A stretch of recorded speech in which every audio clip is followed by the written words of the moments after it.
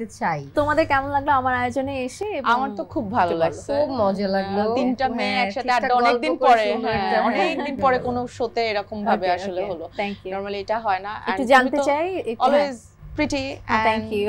ও যে black lady লাগতেছে আজকে। ওকে, তো আপু ছোট করে একটু যদি একুশে টেলিভিশন দর্শকদের বলো যে ঈদ সম্পর্কে এবং তোমার দাগি সম্পর্কে। একুশে টিভির সকল দর্শককে ঈদ মোবারক। আপনাদের ঈদ আমি জানি অবশ্যই অনেক ভালো যাচ্ছে, নিরাপদে যাচ্ছে, পরিবারের সাথে যাচ্ছে এবং সামনে আরো ভালো যাক সেই প্রত্যাশা রাখি। ঈদে তো এটা তো ঈদের ছুটিতে হলে গিয়ে ছবি দেখবো না, এটা কিন্তু হয়ই না। আমাদের সবার কিন্তু একটা ছবি হলেও আমরা হলে গিয়ে দেখি। যে ছবিটা পছন্দ সেই ছবিটা গিয়ে দেখেন, নট নেসেসারি আমার ছবি দেখতে হবে বা আরেকজনের ছবি দেখতে হবে।